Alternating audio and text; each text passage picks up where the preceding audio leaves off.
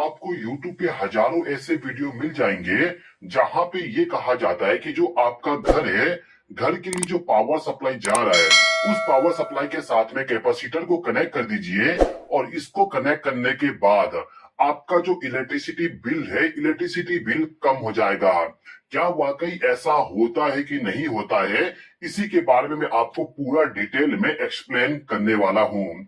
तो कैपेसिटर को कनेक्ट करने से इलेक्ट्रिसिटी बिल हमारा कम होगा कि नहीं होगा, उसको हम थोड़ा रुक के समझेंगे। सबसे पहले हम ये समझते हैं कि जो हमारे घर का इलेक्ट्रिसिटी बिल आती है, इलेक्ट्रिसिटी बिल किस कंडीशन में, यानी कि क्या करने पे कितना इलेक्ट्रिसिटी बिल आती है, उसको समझ लेते हैं। तो दोस्तों, आपके घर में जो भी बल्ब, फैन, जो भी इलेक्ट्रिकल डिवाइस आप इस्तेमाल करते हो, उस इलेक्ट्रिकल डिवाइस को जो पावर सप्लाई जाता है वो जाता है हमारे एनर्जी मीटर के द्वारा। और यही एनर्जी मीटर है जो कि हमारे इलेक्ट्रिसिटी बिल को कैलकुलेट करता है। यानी कि आपने आपके घर में कितना पावर का कंजप्शन किए, उसको कैलकुलेट करने के लिए इस प्रकार का मीटर लगा होता है। अब इस मीटर का जो यहाँ पे रीडिंग है, ये रीडिंग हमारा यूनिट में होता है। यानी कि इलेक्ट्रिसिटी बिल को हम यूनिट में कैलकुलेट करते हैं। अब यहाँ पे एक यूनिट बढ़ाने के लिए हमें कितना पावर का कंजप्शन करना पड़ता है, उसको भी समझ लेते हैं। तो दोस्तों देखिए, ये जो यूनिट है ना, इस यूनिट को आप किलो वाट आवर भी कह सकते हो। किलो वाट आवर का मतलब क्या है, एक बार समझ लेते हैं। देखिए दोस्तों, यदि आपके घर में आपने 1000 वाट के लोड को कनेक्ट कर दिए और उस लोड को यदि आपने 1 घंटे तक रन करवाए, तो उस कंडीशन में आपका जो एनर्जी मीटर है, उस एनर्जी मीटर में 1 यूनिट का पावर कंजप्शन शो कर देगा। तो इस मीटर का एक रीडिंग बढ़ाने के लिए हमें 1000 वाट को 1 घंटे तक रन करवाना पड़ेगा। इसी प्रकार से यदि आप 500 वाट के लोड को कनेक्ट करते हो, तो उसको आपको 2 घंटे तक रन करवाना पड़ेगा, तब जाके 1 यूनिट का पावर कंजप्शन होगा। इसी प्रकार से यदि आप 200 वाट के लोड को कनेक्ट करोगे, तो उसको आपको 5 घंटे तक रन करवाना पड़ेगा, तब जाके 1 यूनिट का पावर कंजप्शन होगा। अब जितना भी यूनिट आपके घर में पावर कंजप्शन करोगे, उसको रेट से मल्टीप्लाई करके हमारे घर का इलेक्ट्रिसिटी बिल आ जाती है। यहाँ पर रेट का मतलब ये है कि 1 यूनिट कंजप्शन करने पे कितना रुपया आपको पे करना पड़ता है, उसका अमाउंट। ओके, अब हमारा मेन कॉन्सेप्ट ये है कि जो हमारा एनर्जी मीटर है, उस एनर्जी मीटर के साथ हम कैपेसिटर को कनेक्ट कर दे, तो उस कंडीशन में हमारा इलेक्ट्रिसिटी बिल कम होगा कि नहीं होगा।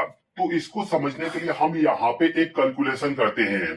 तो यहाँ पे हमारे पास में एक क्वेश्चन दिया गया है, find the total power consumption in a home in which load is running continuously for 1 hour. यानी कि 1 घंटे तक हमारा कंटिन्यूअसली पावर कंजप्शन हो रहा है, जिसमें वोल्टेज है 230 वोल्ट, करंट है यहाँ पे 25 एम्पियर और पावर फैक्टर है 0.6। तो ये जो क्वेश्चन है, इस क्वेश्चन को हम सोल्व करना चाहें तो इसको सोल्व करने के लिए हमें इस फॉर्मूला का इस्तेमाल करना पड़ेगा। जैसे कि मैंने आपको स्टार्टिंग में बताया कि यदि हम 1000 वाट के लोड को 1 घंटे तक रन करवाएंगे, तो उस कंडीशन में 1 यूनिट का पावर कंजप्शन होगा। तो हमारे इस घर में पावर कंजप्शन को हम वाट में फाइंड आउट करेंगे, और वाट में पावर कंजप्शन को फाइंड आउट करने के लिए आपको इस फॉर्मूला का इस्तेमाल करना पड़ता है। अब ये जो फॉर्मूला, ये केवल सिंगल फेज पावर सप्लाई के लिए है। यदि आपके, तो फिलहाल के टाइम पे हमारे घर में सिंगल फेज का पावर सप्लाई जा रहा है, तो सिंगल फेज का ही कैलकुलेशन करके मैं आपको एक्सप्लेन करूंगा। अब यहाँ पे जो फॉर्मूला है, इस फॉर्मूला पे इस वैल्यू को पुट कर देता हूं, तो हमारे सामने ये वैल्यू आ जाएगा, जिसमें वोल्टेज है 230 वोल्ट, करंट है 25 एम्पियर और पावर फैक्टर है 0.6। अब यदि मैं इन सभी को मल्टीप्लाई कर दूं, तो मेरे पास में आंसर आ जाएगा 3450 वाट। अब इस वाट को यदि आप यूनिट में कन्वर्ट करना चाहोगे, तो आंसर आ जाएगा आपके पास में 3.45 यूनिट। तो ये जो घर है, इस घर में 1 घंटे में 3.45 यूनिट का पावर कंजप्शन किया जा रहा है।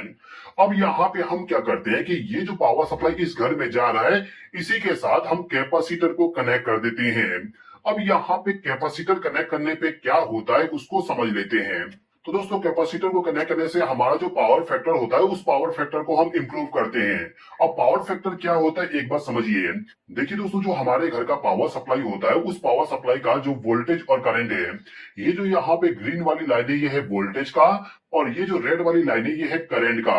तो वोल्टेज और करंट जो होता है, वो दोनों साथ में चलना चाहिए। यदि आपका वोल्टेज और करंट साथ में चलता है, तो उसको हम कहते हैं यूनिटी पावर फैक्टर, यानी कि आपके घर का पावर फैक्टर बहुत ही अच्छा है।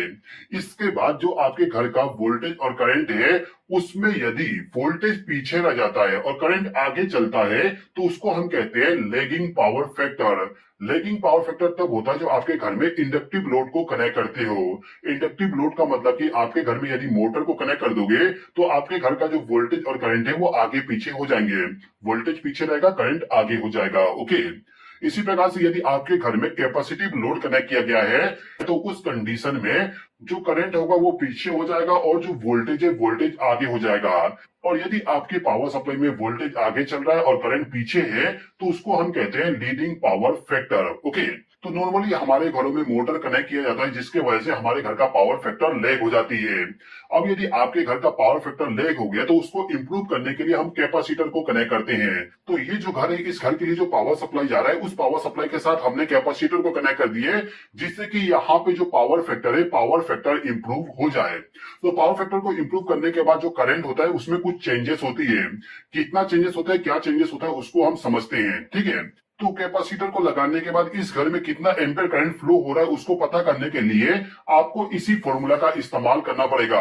अभी के टाइम पे हमें करंट फाइंड आउट करना है तो इस फॉर्मूला को मैं तोड़ मरोड़ दे रहा हूं, यानी कि अब फॉर्मूला हमारा ये वाला हो गया। अब ये जो फॉर्मूला है इस फॉर्मूला पे वैल्यू को मैं पुट कर देता हूं। तो यहाँ पे जो वाट है, वाट हमारे पास में 3450। तो मैंने लिख दी यहाँ पे। वोल्टेज हमारा है यहाँ पे 230 वोल्ट और पावर फैक्टर हमने इंप्रूव कर दिए 0.9। हमारा पहले पावर फैक्टर था 0.6, लेकिन कैपेसिटर को हमने कनेक्ट करके पावर फैक्टर को इंप्रूव कर दिए और पावर फैक्टर अभी के टाइम पे हमारा 0.9 है। तो इसको पुट करने के बाद यदि हम करंट को फाइंड आउट करेंगे तो आंसर आ जाएगा हमारे पास में 16.66 एम्पियर।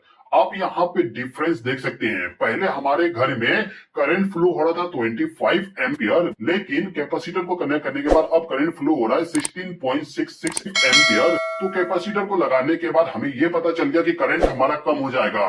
अब यहाँ पे सवाल ये बनता है कि यदि हमारे घर का करंट कम हो जाता है तो इसके वजह से क्या हमारा इलेक्ट्रिसिटी बिल कम हो जाएगा? तो ये जो करंट रेटिंग है इसको मुझे इस वाले फॉर्मूला पे पुट करना पड़ेगा। तो इस फॉर्मूला पे यदि मैं पूरा डिटेल को ऐड कर दूं तो हमारे पास में ये इक्वेशन आ जाएगा। वोल्टेज 230 वोल्ट है, करंट यहाँ पे 16.666 है और पावर फैक्टर हमारा 0.9 है। इसको यदि मैं मल्टीप्लाई करूं तो मेरे पास आंसर आ जाएगा 3450। यानी कि पहले जितना पावर कंजप्शन हो रही थी उतना ही पावर कंजप्शन अभी भी हो रहा है। इसको आप एक तरीके से और समझ सकते हो कि जो हमारा एनर्जी मीटर है, इस एनर्जी मीटर में जितना यूनिट पहले बढ़ रही थी 1 घंटे में, उतना ही पावर कंजप्शन अभी भी हो रहा है। यानी कि जो हमारे घर में पहले वोल्टेज 230 था, 25 एम्पियर करंट फ्लो हो रही थी और पावर फैक्टर कम था, उस समय भी हमारा पावर कंजप्शन 3.45 यूनिट हो रही थी। इसके बाद जब हमने कैपेसिटर को कनेक्ट कर दिए तो कैपेसिटर को कनेक्ट करने के बाद पावर फैक्टर तो इंप्रूव हो गया, लेकिन करंट हमारा कम हो गया।